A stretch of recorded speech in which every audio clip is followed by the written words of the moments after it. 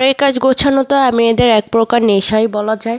আসসালামু আলাইকুম, সবাই কেমন আছেন? আশা করি ভালো আছেন। আমি তো একদমই ভালো নয়, এত অসুস্থ বেশ কিছুদিন ধরে। তো গলা তো ভেঙে গিয়েছে, তবুও কাজ তো করতে হবে, কাজ কেউ করে দেবে না, ঘরের কাজ। আজকে সারাদিনে তো কাজের চাপে রান্না বান্না কিছু করতে পারি না, এজন্য ভাবলাম বাইরে থেকে কাচ্চি নিয়ে আসি 2 প্যাকেট। এই যে কাচ্চি এনেছিলাম, এবং খাবারটা একটু ঝাল ছিল, যে আমি অসুস্থ এজন্য খেতে খুব কষ্ট হয়ে যাচ্ছিলো। বাট কাচ্চি তো ভালোবাসি, খেতেই হবে, ভালোবাসার টানেই খেয়ে নিলাম আর কি।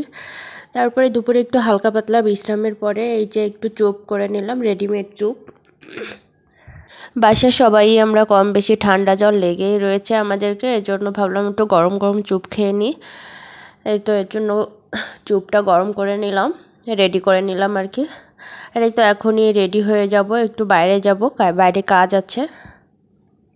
এই যে ঝটপট রেডি হয়ে এখন বেরিয়ে পড়লাম। আজকে আমি আমার একটা শখ পূরণ করব আর কি।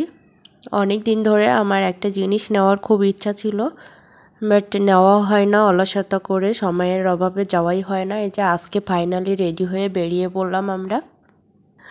আসলে কি বলো তো, আমার অনেক দিন থেকে ইচ্ছা ছিল যে একটা ম্যাট্রেস নিব, এজন্যই বেসিক্যালি আমরা বাজারে যাচ্ছি। আর এই তো আমরা পর্দা ঘরে চলে এসেছি, আর এই পর্দা ঘরে A to Z সবই পাওয়া যায়। আমি এখানে একটা ম্যাট্রেস নিব এবং কিছু বিছনা চাদর নিব। এজন্য আমি প্রথমেই ঢুকে পড়ছিলাম, ঢুকে ওদের সঙ্গে কথা বলছিলাম যে আসলে কোন ম্যাট্রেসগুলো ভালো হবে, কোনটা কত সাইজের, যেহেতু আমার তো বড় সাইজ লাগবে 6-7।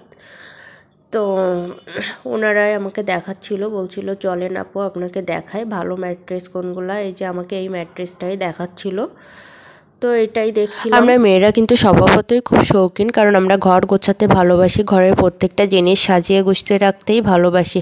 আর আসলেই তো দেখো, ঘরের কোথায় কোন জিনিসটা দরকার এটা যদি আমরা মেয়েরা না বুঝি, এটা কিন্তু পুরুষরা দেখেও দেয় না। হ্যাঁ, তো তাদের না বলা পর্যন্ত তো এনে দেয় না, কারণ তারা তো ওইভাবে খুঁটিয়ে দেখে না যে ঘরে কোথায় কোনটার দরকার। এদিকে দেখো ম্যাট্রেস নিয়ে তো বাসায় বসানো, খাটে বসানো হয়ে গিয়েছে, আর আমার মেয়ের অবস্থা দেখো, সেইখান থেকে নামবে না, এত খেলাধুলা করছে। তার এটা পেয়ে সে খুব খুশি, মহা খুশি।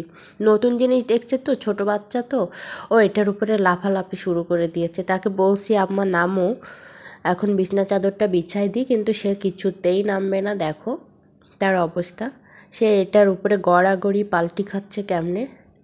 তো ভালোই লাগছিল, ও খেলছিল, এটা দেখতে খুবই ভালো লাগছিল। দেখো মাশাল্লাহ, খুব এক্সাইটেড বেবিটা। তো বেবিকে জোর করে নামিয়ে নিলাম, নামিয়ে এই তো এখন বিছনা চাদরটা বিছাবো। আর তার জন্য আমি প্রথমে নিচে তোশকের উপরে একটা পুরাতন বিছনা চাদর দিয়ে দিচ্ছিলাম, এটা আমি সবসময় দিয়ে রাখি। আর এই তো ফাইনালি আমার বিছনা চাদরটা বিছানো হয়ে গিয়েছে।